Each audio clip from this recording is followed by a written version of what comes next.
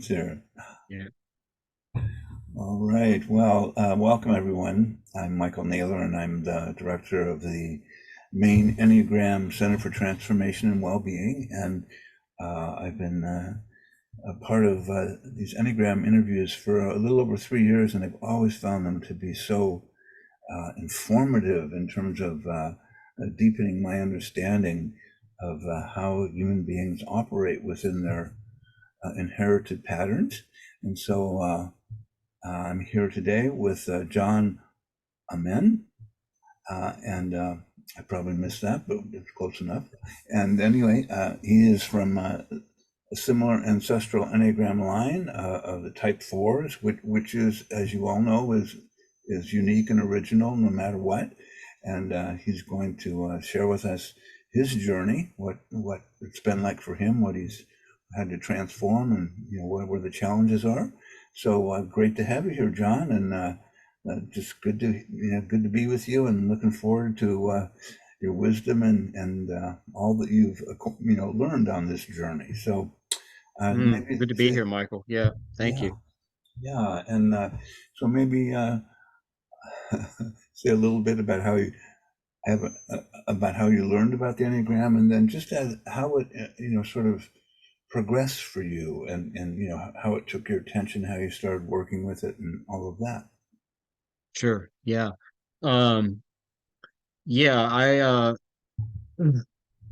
was first introduced to the Enneagram by a friend who pointed out an early Don Riso book as well as a Helen Palmer text. And I found it extremely interesting from my first exposure. I mean, there were certain things that spoke to me in ways that other therapeutic processes and other paradigms and philosophies uh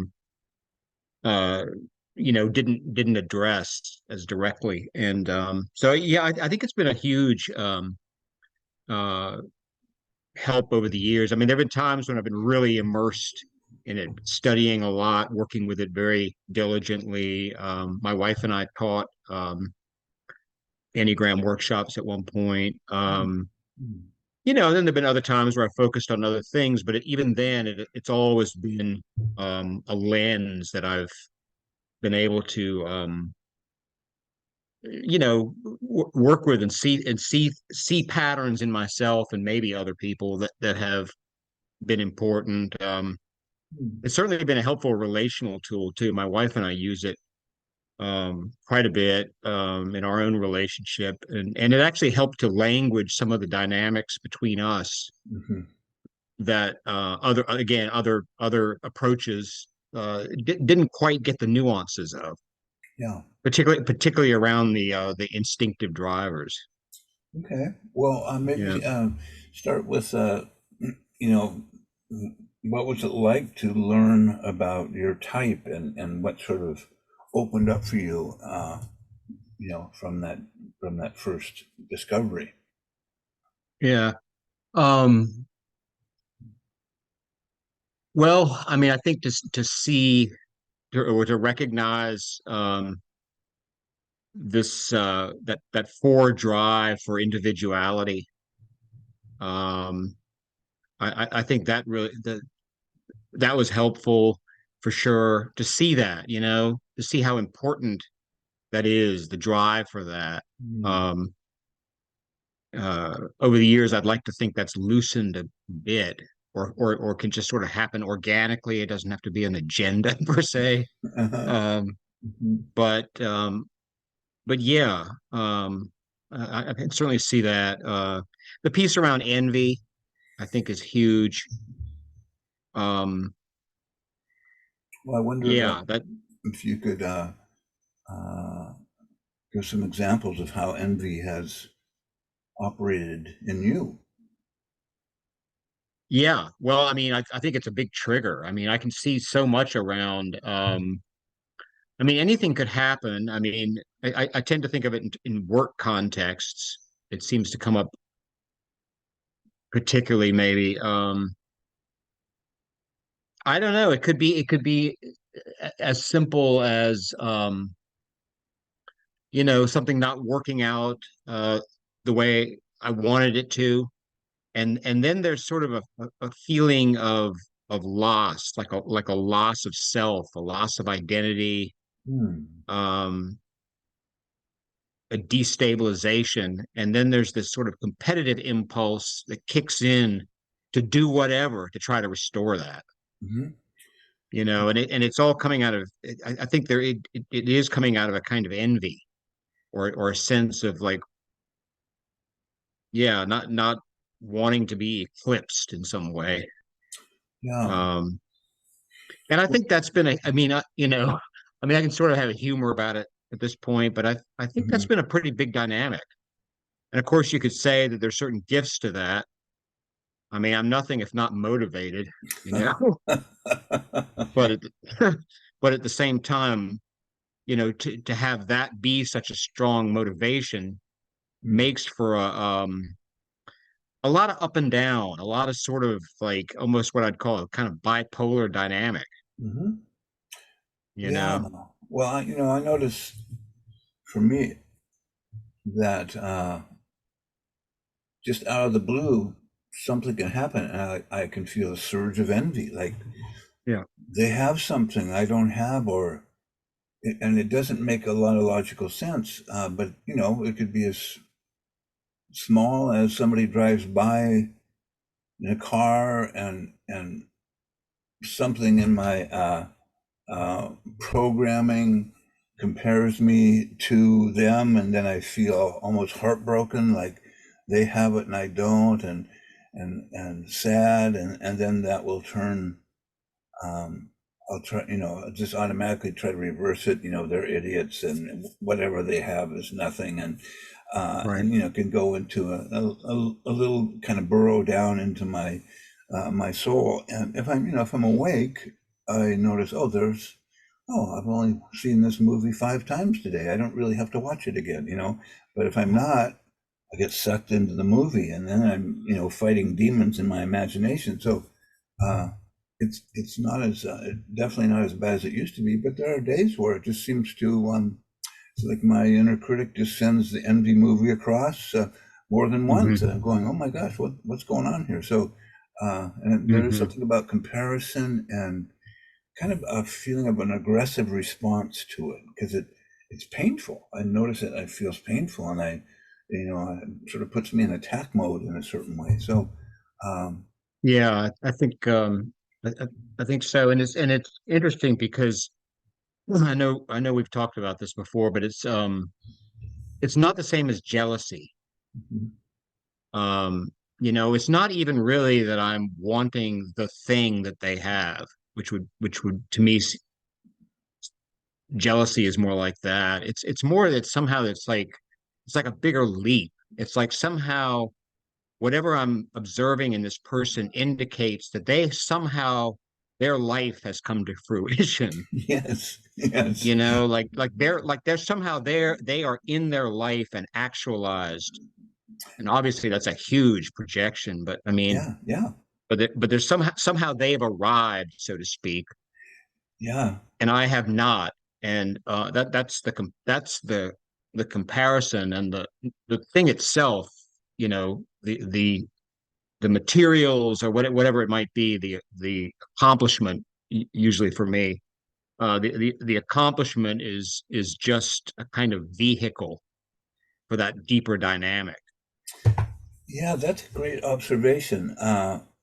That sort of idea that they have arrived, they've got the life. And so if I'm awake a bit, I'll go, wait a second, I know this person. They Yeah, they suffer just like I do. right. It's a fact. And so if I'm have enough presence, I can calm myself down, or it will go to, I think the other way it happens is they've arrived and I've done nothing. It's like I can't remember, I Yeah, recall a single moment. I go, wait a second, I do like the work I do. That it matters, and there's been a lot of really good things from it. But it's kind of like, nope, there's nothing there, and it's a sad story. So yeah, it's a movie that I can sink into. yeah. Trance. A trance. It's a great Yeah, type 4 trance, yeah, visitation by Voldemort or whatever you want to call it. yeah. And then Yeah. I think as a sexual four, I tend to move externally. Like I'll just I don't know, do things like I'll start calling people or emailing or trying to arrange the chessboard in Hmm. some way that can get me back to the Hmm. feeling that I too have arrived. Yeah. And Yeah. um and as you say, I mean, you know, not as that doesn't I don't think that's going on as much, but I certainly recognize it. I mean that dynamic is not that far away. I'm more aware of it, and I can kind of have a flow around it, and kind of I don't know, sort of see through it a bit more Yeah. than I used to. But it's interesting in some ways to have long stretches without that because I've realized how much energy in a weird way that dynamic has brought to me. Hmm. Oh, and It's de- yeah. it's sort of defined a lot of things for me. It's been a motivator. You know, it's been a huge prompt to then Yeah. do the X, Y, and Z. Yeah. And now the whole day is spent like doing all these things. Hmm. We call that being productive, but there was a cost to it as well. Yeah. And now to sort of experience more emptiness and more, um, I mean, even a kind of what I would call a kind of natural sadness, not that sort of melancholy. Hmm. It's more a recognition of impermanence. Yeah. Well, yeah, and that's an interesting thing to discern. Like I know Pema Chodron in her teaching talks a lot about that. The natural part of sadness. It's not, a neurotic thing. It's just it's a part of goes to the package of a vulnerable heart and just feeling into the suffering of the world, as opposed to when the four pattern hits. It's like a nuclear explosion of disappointment and there was a time when that I could get hooked on that for days, and it just like Mm, was the food I drank or the sure. but yeah, and so it's interesting to notice it doesn't arise as much, but it used to be a driver for me around accomplishment, and then Yeah. it doesn't seem to drive me that way anymore. But yeah, so say a little bit, if you can, about what you notice about the emptiness. Yeah. Well, I mean, it is a kind of it it's just I don't know, it's fascinating to experience what would I say, sort of like another thing that dynamic brought was adrenaline, Yes. and so Hmm. I mean, I literally feel more sober Yep. or like kind of emotionally more sober Yeah. than I have in the probably ever. Yeah. And so I don't know. There's a lot of really, yeah. When I say emptiness, there's a lot of, yeah, just being without distraction. Envy is a great distraction, Hmm. really, in a way. Mm. I mean, distracts me from, I don't know, bigger realities. Like life and death and love and how Mm. everything is passing, but things are also coming in and being Mm. present to the moment. And I guess one of the bigger dynamics is like what do you do when you start to to honestly feel like you're not better or worse than anyone? Like, wow, that's kind of an interesting space to be in. Mm. I mean, I spent most of my life being better or worse. Yeah. Like if I felt worse, then I needed to do whatever so that I could feel better then. That's right. And I would not have admitted that even 2 years ago, probably, Yeah, because in a way I loathe that idea that I'm better. I mean, I don't really believe it in my heart, yeah, but on a sort of a, I don't know what, a kind of identity level, yeah, there was a lot that revolved around that. yeah. So that's part of emptiness too, is not having that so much in the mix and just experiencing openness and space in a sense without having to distract myself from it and everything that it brings. I mean, it brings curiosity, but also there is sadness and there is a Mm. kind of deflation. Mhm. Yeah. Um, Well, these are, to me, these are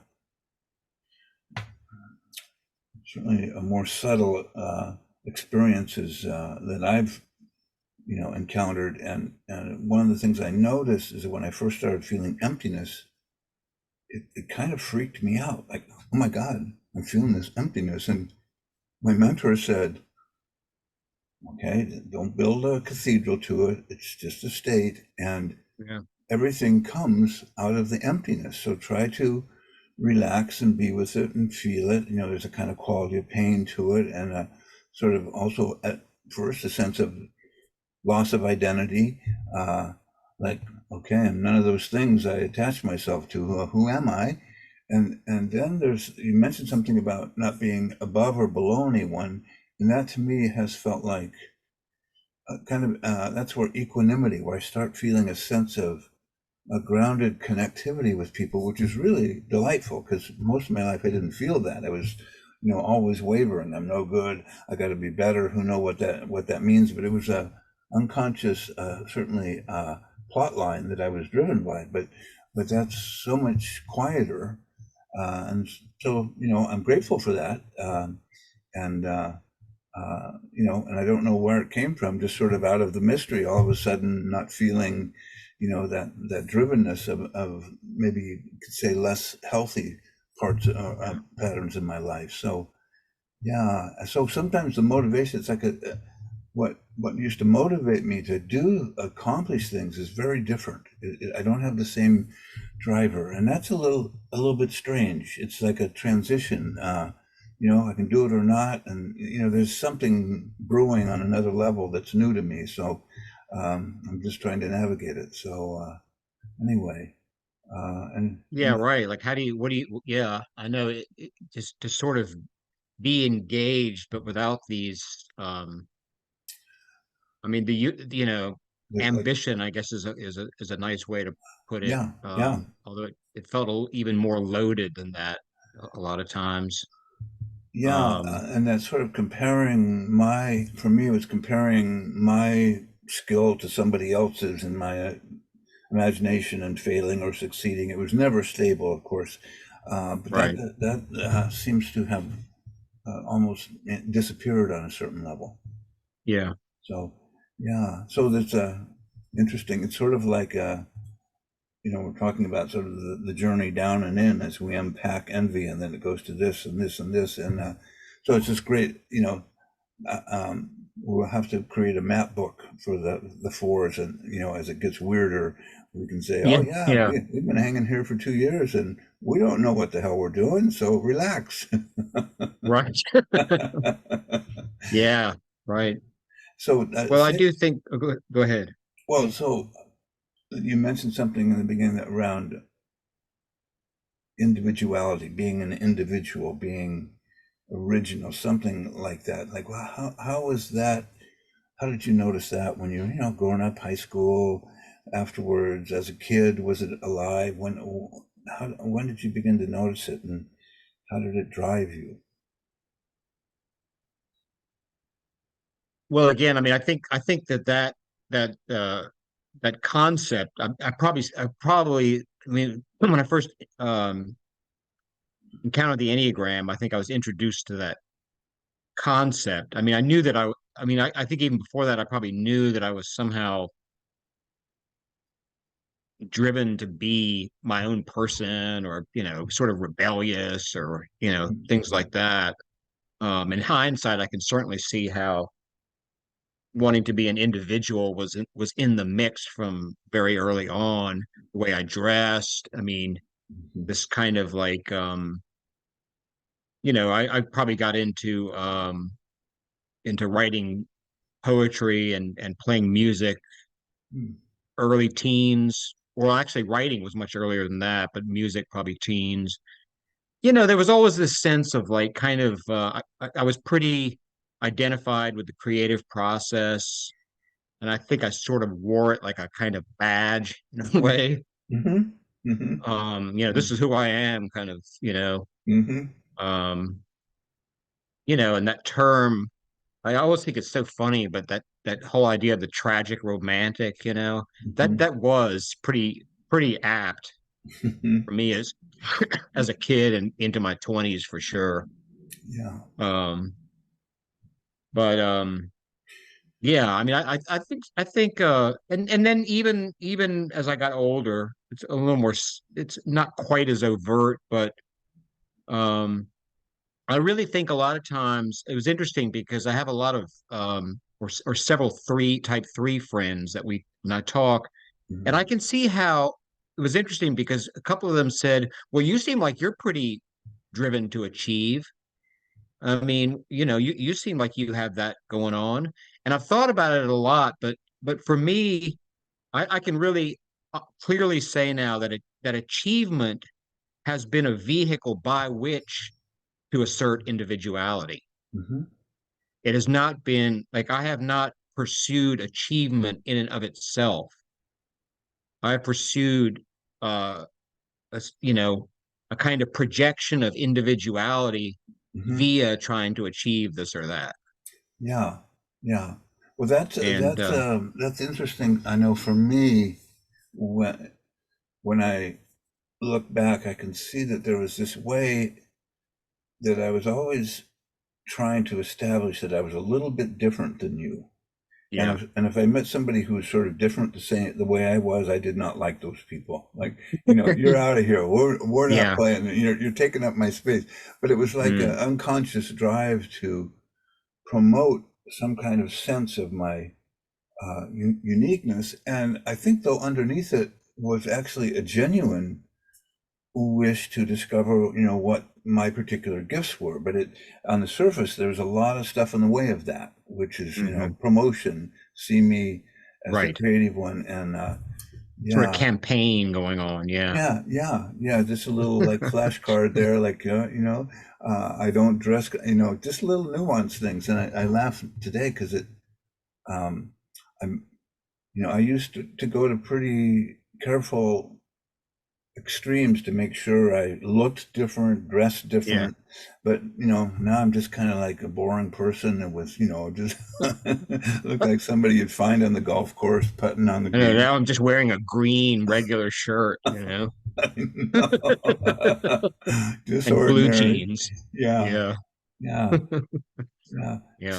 So say, I'd love to hear a little bit about, where uh, how your creativity has unfolded and, how you've worked with that. Yeah. Well, I mean, as a young person, I think in a way, I really think that the creative process saved my life. Mm, I think that commitment to artistic expression probably saved my life. I mean, I was in such, I was into addiction fairly early in my life. mhm, Um, I mean, by teens for sure, I was, I think there was a lot anyway, there was a lot of self-destructive tendencies and you know, yeah, I mean a lot of issues going on, but I did feel very committed to some kind of artistic expression. The process of that creative process, it did feel transformative and it did feel redemptive, um, and it felt important. mm, And I think it really got me. through those years in some ways, and has always been, you know, important. I mean, I think at times there's been a lot of dependency on it, Mhm. you know, like if basically if I'm not engaged in that for X amount of time, God, there's something really wrong and all that kind of thing. Mhm. So, I mean, it's a complex relationship, but all in all, I think it's yeah, I mean, it's sort of been the central theme Mhm. for me. Um, and one thing I'll mention about that I think is really interesting is I'm working on some new material right now, this new series, and it's the first time that I have worked consistently in the third person. Mhm. Like I've always written in the first person. The I has always been fairly prominent. Mhm. And these pieces are in the third person. This whole series is basically written in third person. Mhm. Um, but in some ways, I feel like I've gotten more to the heart of my own experience Mhm. through the third person. I just find that so interesting because and it feels a little bit like as a four, it feels like kind of a growth. Mhm. Um, Yeah. you know, it's like I'm focusing on other, I won't get into all the details, but I mean the whole setup is kind of is focusing on other characters and other people. And of course, some of my own experiences are channeled into that. Sure. Yeah. But it feels like a movement away from this kind of very, very self-oriented, self-consumed kind of, Yeah. and I'm exaggerating a little bit, Yeah. but Well, you know, it that's interesting. I mean, I can relate to it because sometimes it feels I feels like my writing is more free flowing when I'm writing about the heart and soul of somebody else, and I'm not. I'm no, there's no I involved except as an observer of these people, right. and which is good because I spent many years writing many journals Yeah, about I, but it sounds like right. it sounds like a transition, and I've heard of other performers. I think Alanis Morissette has said she went through something like that kind of transition. But Hmm. so in the process of your creativity, there's been many books you've written, poetry. Could Hmm. you say a little bit about that process? What's that been like for you? Yeah. Well, I mean, yeah, I mean, I've been fortunate with that. I mean, I've enjoyed that, and then going out and doing readings and Hmm. workshops and things around writing. Yeah, I mean, I think it's always been central to Hmm. my life. I think, yeah, and I mean, I mean, obviously, yeah, there's been shifts. I mean, like my first book came out when I was like 30, maybe. Or no, I was a little bit old. I was 30, early 30s, I guess.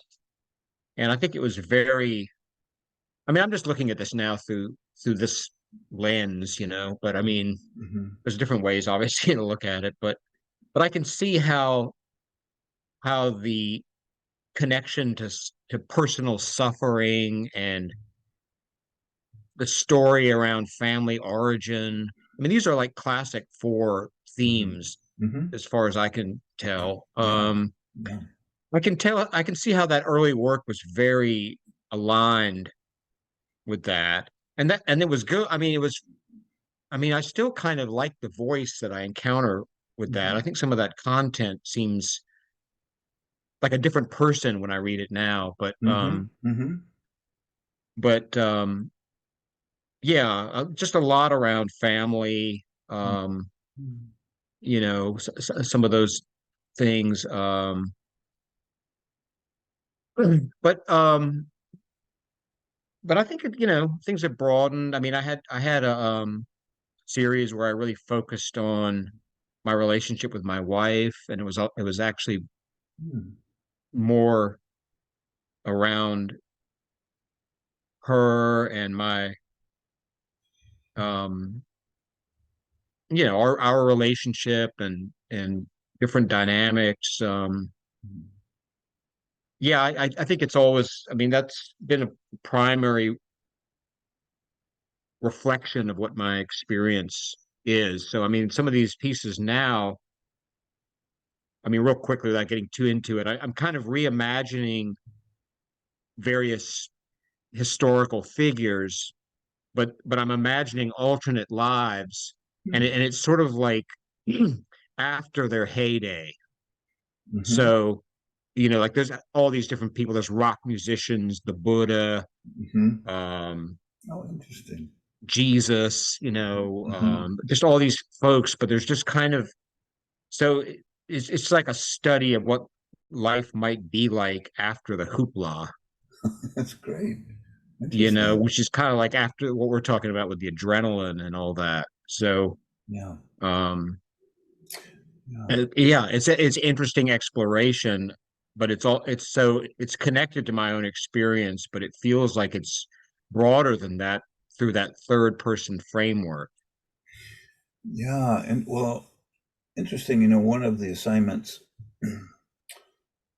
that we were given in the critique work was to spend one summer writing our autobiography in the third person. So I'm writing about Mm-hmm. Michael, and little Michael, and what Right. he did, and it really is a different quality of seeing self, uh, and creates a kind of perspective that I wouldn't ordinarily have.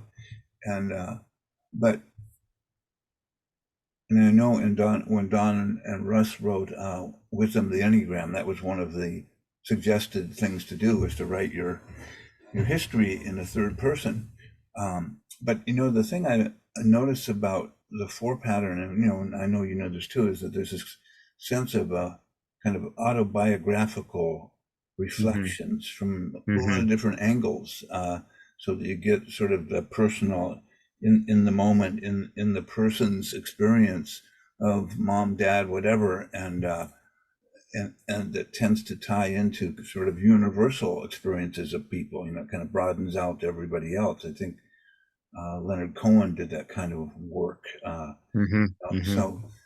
So one of the things that I noticed with a lot of type fours is that they can have a creative passion, but sometimes they find it easier to stay in the fantasy of it rather than actually write it down, sort of get into the guts of it, which is can be really challenging. But it sounds like you didn't really struggle with that. It's just like you put pen to paper and off you went. I mean, if you had, suggestions for the four who's writing all sorts of poetry in his head and not getting it on the page, what would you suggest, if anything? Yeah, I mean, I can see that in other areas. I mean, I feel with writing, yeah, I've always, for whatever reason, been fairly committed to the practice. There have been a lot of other things though that haven't come to fruition that I still feel like now at this point in my life, I feel like, wow, that's iffy whether that could even happen now. Uh-huh. But I don't know. I mean, I've kind of let that go, but I do think I do think the connection to the type one is helpful for me. Also, my wife is actually a one. Mm-hmm. And I think that that connection to the everyday elements, that kind of practical, hands-on, Mm-hmm. um, you know, yeah, working with the materials of life, like the tangible things. I think that can be really helpful, because as a four, I can lean pretty abstract. Mm-hmm. You know, th I mean, there's sort of all these like kind of like you say, blueprints in my head, but the day to day, um, yeah, just yeah, just working with the day to day breakthroughs and disappointments Yeah. Is can that can be. that can be that's not necessarily the four's forte. I mean, Well, I fours, know. I think, like they love grand successes and grand disappointments, like tragedies and breakthroughs, There's a drama going on. Well, it's funny. I have a couple self-pres type fours, Right. and they love the details of life, and they're also Mm, artists. I hmm. have low self-pres, so Right. I can put some things off for a long time, much longer than my wife Right. appreciates it. But like, okay, vacuum the living room. Oh God, Yeah. sounds like a death sentence. And then if I do it, I feel something relaxes in me. It feels good. Um, so Hmm. little quirky things like that, taking care of the details of life, are Right. I would say have an innate aversion or just disinterest. But I notice when I do them that I feel there's something relaxes in me. So, there's something to be said about showing up for them. So, but as a sexual Yeah. four, it's like, oh, what's the next fascinating idea? Right. That's where my attention goes. Um, Yeah. I think so.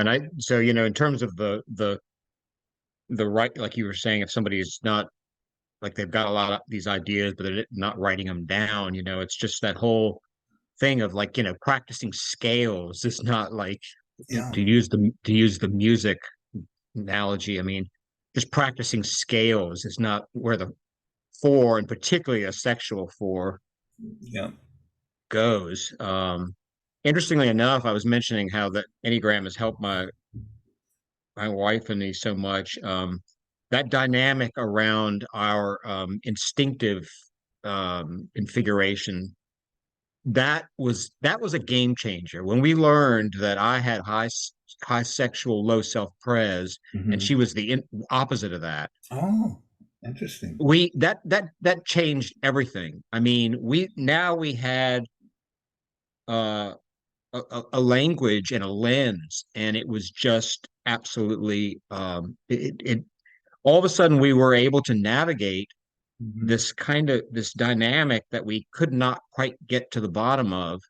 Yeah, And that happened early on, fortunately. And now we see it. I mean, it's just like that's part of the conversation, yeah. and we know it, and we can discuss it, and we can, refer to that, and we sort of know what's going on. We have a lot more humor about it.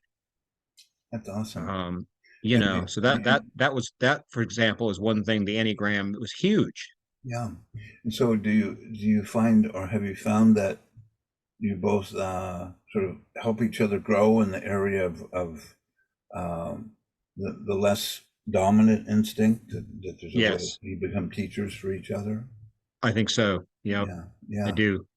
yeah. I do. So I think so. And as you mentioned, I mean, I have, yeah, kind of been resistant to a lot of traditionally self-pres things, just sort of like, I don't know, taking care of little things around the house, changing light bulbs, um, yeah, yeah, and just she sort of general care, maintenance. and she's a But self. when I do that, I do I can enjoy it actually. Yeah, I even sort There's a of kind pat of myself. gratification that, yeah, I know, right? You can give yourself some pats on the back I changed the light too. bulb. It was amazing. And Yeah. your wife's a type one self-pres. They have that territory pretty well nailed down. Uh, Oh, it's amazing, man. It's yeah, absolutely amazing. yeah, yeah, yeah. It's absolutely, I mean, it's like, I mean, I say this with, humor. I mean, I've said this to her before. It is like watching this beautiful alien, like, just like, wow, man. I mean, this is like a dance. I'm kind of like, I mean, I'm seriously impressed by it. I really am. Yeah, well, I hear you. I've got an eight self-pres father-in-law, and he's like a wizard. He comes in and spots immediately everything that needs to be repaired. He just like sees it. and then he Right. goes to Yep. work on it, Wow. and he notices I'm asleep. So he'll say, "You ought to get this done in the next week." And I think, Right. okay, I'll get it done in the next 6 months. And then a week Right. later, he's on it. He's doing it. He's like, I cannot wait. Hmm. So it's like another lens that is really, really different than the lens I look out of. It So, is. Yeah. yeah. Well, what else to be said about this forward journey? I notice for me sometimes that I might go through periods where I just feel like I'm an alien on this planet. Like Yeah. what, and maybe it could be my five wing, but 4 or 5. But there's something around, that sense of being, I think it's tangled up with, I'm trying to be the unique and original one. And then the bottom side of it is I'm an outsider and no one gets me, or Hmm. I don't feel a part or a sense of belonging with the ordinary flow of people, human beings, operating. And I wondered how you experienced that in the course of your lifetime. Yeah. I think belonging, wanting to belong and yet wanting to somehow straddle belonging and being an individual Yep. is certainly a big theme. Yeah, I mean it has felt uh like like having experiences where I feel like I don't belong, or worrying that I said something to somebody that might fracture a relationship. Mm-hmm.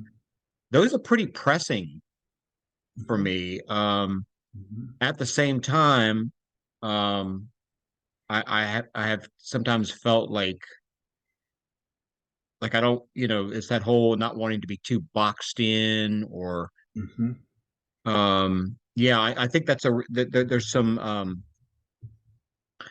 it's certainly a paradox. At times it's felt like more of a contradiction, that's been hard to reconcile. But Yeah. yeah, I think now I don't feel it as much. I think it still can come up. There was something happened the other day. It was interesting. I was talking to my wife about it later, and I said, there really are times, it doesn't happen that very often, but we were in a restaurant with about 3 or 4 other people, and I don't know what was going on. It was like the rhythms of the conversation or something like that. But I literally felt like somehow my voice is just not in this mix. Like I can't, like nobody's, I don't know. It was like a literal, I mean, I didn't feel, it wasn't like I was putting a trip on myself, but I felt invisible and Mm-hmm. inaudible. Mm-hmm. Mm-hmm. And I was like, there's just some kind of dynamic here. Like, I don't know what the whole situation is here, but you need to just take a pause. So I just stopped everything for about a minute or whatever. I was like, just stop trying to get in here, and just Yeah. Yeah. and then it kind of shifted. But literally, there was some odd. But I think at an earlier time in my life, I would have been a little freaked out by that. Yeah. Yeah. Um, and this time it was just interesting. I thought like there's some kind of chemistry or kind of alignment going on here where I'm temporarily invisible. Yeah. And Well, I've talked to other people people have that experience. I think energetically, there's some kind of disconnect that goes on, mm, but it passes. It doesn't have, and I don't think it has to be part of like this some grand narrative anymore. yeah. Yeah. Well, to me, it's like when I'm connected, I'm really connected. There's like a Yeah. sense of unity, and it's this. And when I'm not, it's like in another channel, and we're not on the same channel. And it's Mm-hmm. and I'm not Mm-hmm. usually. I can't even think of anything to say that would be interesting. I'm sort of muted, and or Right. what I say just floats by, and so it's an altered state of some kind, It is. Yeah. and I love the communion connection feeling, and I used to I can remember like going to AA meetings. There'd be some meetings I'd go to where I would feel like I am amongst aliens here. These are not my people. And also, they're the least creative people I've ever could imagine on planet Earth. There's sort of a story, and then someone would say something that was really powerful and true to their heart. And all of a sudden, I would feel it, and then everybody looked beautiful. So it's just like, Yeah. a peculiarity of my nature, I guess. So yeah. Yeah. Right. That would be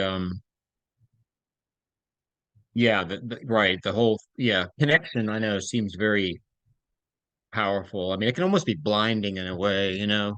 I think like I mean, actually I was saying this to my to the other day that there's a person in my life that I have some concerns about, you know. But last time I was around him, I felt very connected and very like it flowed and there was energy Hmm. and I was saying that, you know, I think I can be a little blinded by that. Not like I not like I need to hold anything against the person, but I need to not like completely lose touch with all that information just because we had a good connection.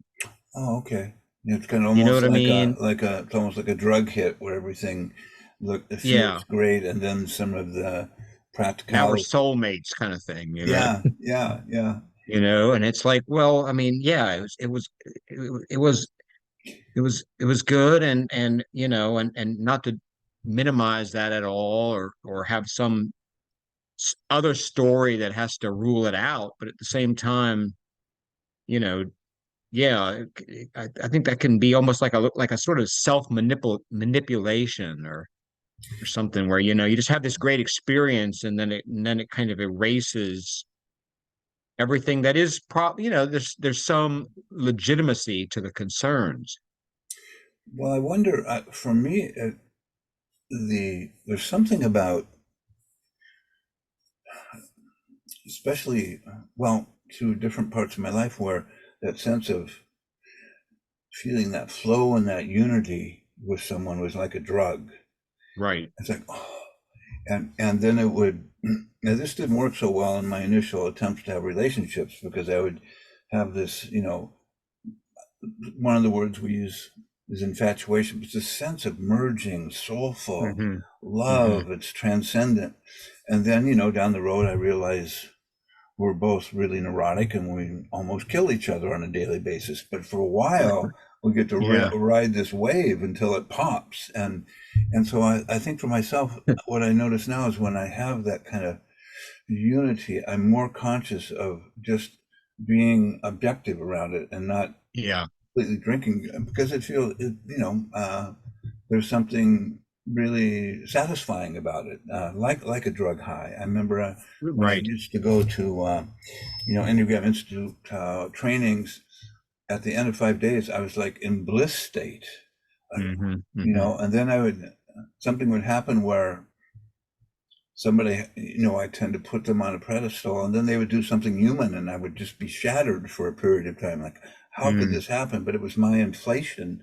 Somehow I Hmm. inflated it, or got sort of into the addiction of the high, and Right. took a while to learn how not to fall in all the way. So, uh, Right, exactly. Like you said, like have some objectivity, retain some level of objectivity. Um, yeah, rather than just sort of getting swept away yeah, it is sort of a high, you know. yeah, there's I've just noticed, it's taken a long time to notice it, but like there's a part of me that it's like, oh, just give me that one experience that sweeps me away and I'm good to go. Yeah.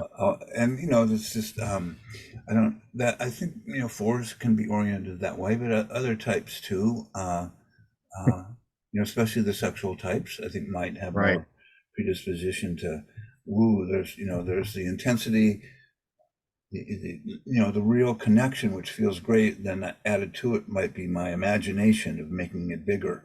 Which, Absolutely. Yeah. yeah, That's part of that kind of romantic tendency. When I say yes, romantic, I don't necessarily mean it, you know, in the conventional sense, but just um but Yeah, I think that that sort of desire for intensity can in some ways it can be a pretty selfish way of operating. It's I Mhm. mean it is another kind of addiction. Yeah, Um, yeah, and everything sort of has to get filtered through that. So I think just yeah, not being so dependent on that is another element of that emptiness that we were talking about earlier. yeah. Not having not always sort of being on the search for that, or not looking for something to again distract me or sweep me away, or Mhm. like there's some, I forget where this was. Maybe Don wrote this somewhere. He was quoting somebody around like looking for something or someone to save me from all this mess and Yes. all this mediocrity, etc. I Yeah, mean, a that's quite savior. an agenda to impose on another person or even just life. It doesn't work very well.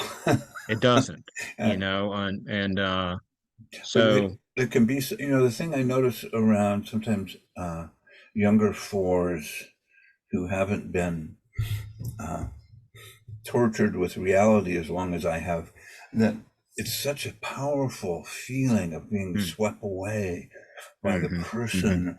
And I'm going, oh my God, how many times did I do that? And then, smashed into the wall of reality and had to come to my senses. But I think the thing that I notice now is there is more of a quality of equanimity, Yeah, there's a kind of grounded steadiness internally that is very satisfying that I didn't have early on. I mean, didn't exist. I had to put my work in to finally arrive at it. But yeah, mhm. it's I'm really grateful for that because without that, there's no anchor. Just like off you go. And I remember how many adventures I went off on, thinking this is the adventure, and Yeah, then going, oh my God, why did I do that? And so, it's seems to be one of the things for us good challenge to navigate and learn to work with.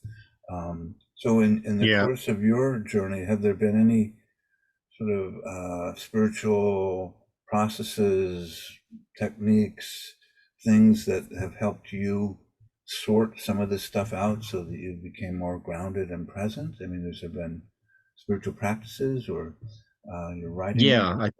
I think so. Uh, well, for sure. Getting sober years ago was a big part of it, and the 12 steps, and I think for the last pretty good while, meditation has been a very big part of my life.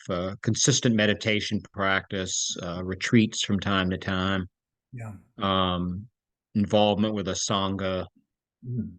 Um, that practice, I think, and some of the related studies have certainly, yeah, I think that has certainly created or helped to facilitate a kind of kind of more spaciousness. Definitely, equanimity Yeah. is a key term. I think that's a big word. Well, obviously, it's the considered the virtue of the four. It makes sense that it makes sense. It feels like that. But I think all these things, writing has certainly in its own way Hmm. been a way of trying to both express what is and reach toward what is possible, Hmm. So I mean I think writing has mostly reflected the experience I'm having, but I think at times it has also stretched me toward some greater space or reality, Hmm. like it's created possibilities, not just reflected realities. Hmm. Um, Yeah. yeah, but yeah, I think somehow over time, gradually, I think there's definitely more equanimity, and that feels very. I want to give both hands on it because I think there's a feeling of depth there. Something feels very spacious and Hmm. transcendent even in, through that. I will say, I think there's also, or at least where I am these days, I do feel some sense of loss. Um, it's almost like after the party ends or something like that. There's a little bit of that. Yeah. Um, and there's not a desire to go back to that or anything like that to sort of to try to access some previous golden days. I don't have that. I've never had that really. I've never felt like that. Yeah. But at the same time, it is interesting to kind of, I don't know, to feel, and maybe some part of this is also just getting older. But you start feeling like your crutches get removed. If you don't relinquish them, they slowly get removed from you. Yeah. Yeah, Slowly or sometimes quickly. yeah. I mean, so it's a combination of on one hand, maybe these practices are help with letting go, Hmm. but then life also says, well, I'm gonna help facilitate that too. So, Well, it's all of the sort of words you've used to describe these different states certainly resonate with me. And it can be hard to find people to talk about these sort of things because oh, sure. they don't live there. But Yeah. yeah, I found for me that meditation somehow, slowly but surely, it gave me some kind of inner eyes to see my patterns Mhm. and not be so stuck to them or identified with them. And that's been that in a sense, if I was using my creative imagination, it feels like that process of meditation and stillness and coming into my body created a kind of deeper vault of I often call it luminescent equanimity. It's like there's this sense of a quality inside that kind of holds everything in such a way that I don't go bonkers so much with my highs and lows, or actually can see through a pattern that I never was able to see before. It would just take me, it just felt like I remember at one point, whatever feeling I was experiencing, that was me, like the feeling of the moment. Who are you? Well, I'm this feeling right here, and I'm excited about dance, or I'm horribly disappointed. My girlfriend broke my heart, and I might have to do a lot of writing about it and listening to Joni Mitchell just to sort of land it all, right? But Mhm. Yeah. yeah, so it's so this thing around a sense of loss that you're experiencing is um, it's funny. I know for myself, it's like there'll be some new, like a different musical tone around grief or sadness. It's sort of all of a sudden it's like visiting. Like, okay, where did you come from? Now I'm feeling a loss. What's it based on? I do not know. But there it is. It's like a little song that starts playing, and my challenge again, my mentor would say, don't build a cathedral to it. Just notice it, be with it. Yeah. We're able to pick up on a lot of different subtle things, and just do the next right thing, stay practical, and so yeah, I can really relate to that. So yeah, well, so do you think there's any hope for the Type 4? If we had a young 4 here, would say, I'd give up now, man. You're in trouble. Yeah. Right, right, right. Yeah, it's interesting that the four journey. I mean, obviously everybody's is different, but yeah, yeah, I think fours, do have a real appreciation for beauty. Um, and there's a kindness to fours also. Mhm. Certainly a sense of empathy if they're even relatively healthy. Yeah, Um, deep empathy, I think. yeah. Um, but it's interesting to, yeah, I think, as much as is put on the floor around tragedy and sort of being in a kind of state of lamentation. I mean, there's Yeah, fours have a lot of humor too, really. yeah, I mean, maybe you could say by necessity, but but yeah, I mean, I've always felt like, in some ways humor and art probably saved me when I was young. yeah, Art first and then I think humor, but there was a certain dynamic where suddenly my perspective would shift and I would see the absurdity of the situation, of myself and the situation. yeah, And it was such an amazing dynamic, man. I felt like, wow, this is like, as I reflected on it years later, it's like that was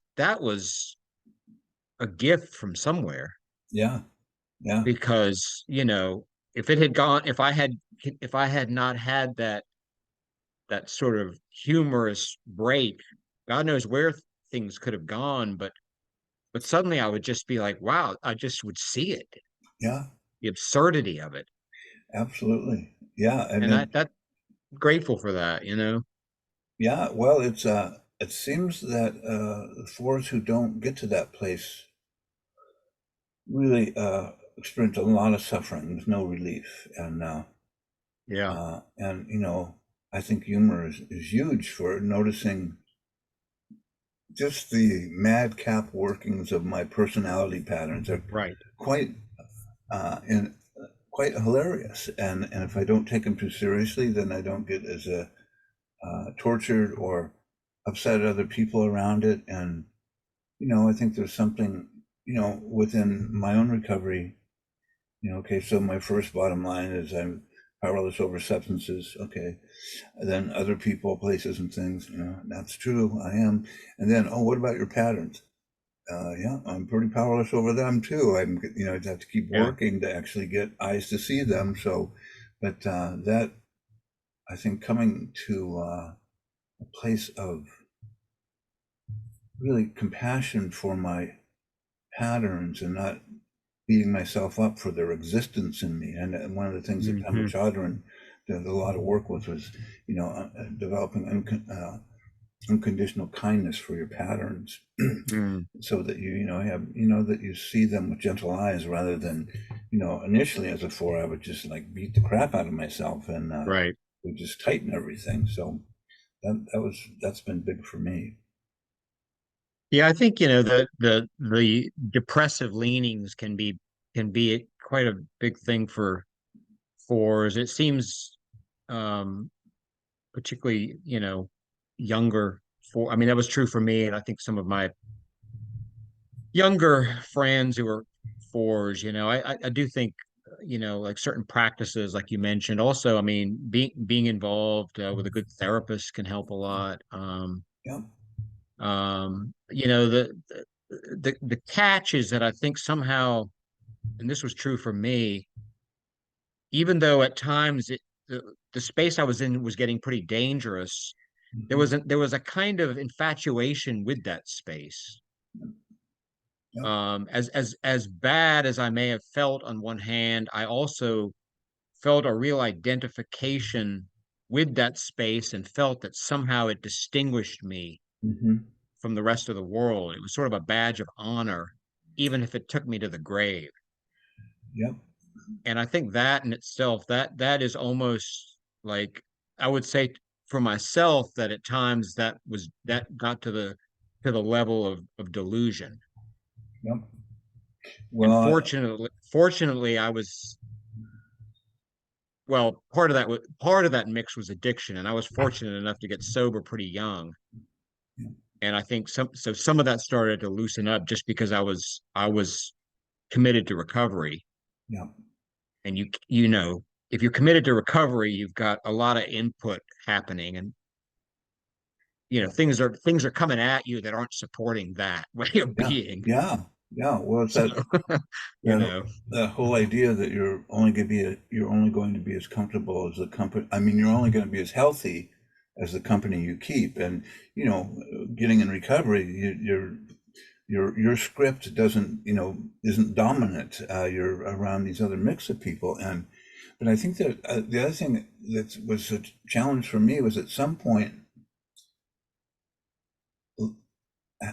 realizing I had permission not to suffer like that anymore. That it wasn't, and I don't know really how this happened, but one day I can remember just experiencing joy and going, wow, this is different, and then Yes. relaxing more into it, and then going, oh, I don't have to do that other crimped up thing I do. I can actually, nurture this, and it's okay. And it seemed like I had to get some kind of permission from on high before I could just rest in the joy and the fun and the love of life. And so that does feel like grace on a certain level. Something It came to, does. yeah.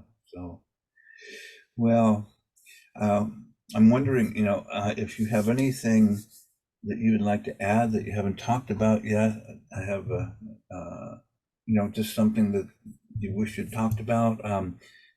I realize we could probably talk for quite a while, Yeah, yeah, which is yeah. great. It's been wonderful talking to you. I Yeah. really have appreciated it.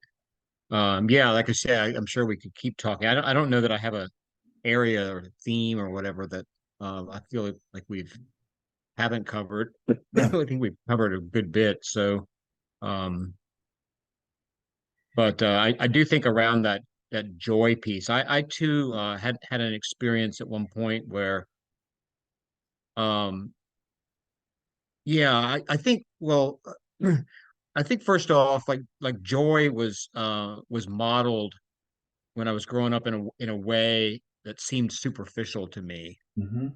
And so I had a story around joy, and I think I Hmm. kind of uh, in some ways pathologized it. And then I too had an experience um of uh, really feeling firsthand how profound it could be. And that was pretty life-changing for me. Hmm. It reset a lot of things Hmm. and began sort of this, releasing this story around that, and that somehow I had to be loyal to Hmm. sorrow and grief. And I was like, Yeah.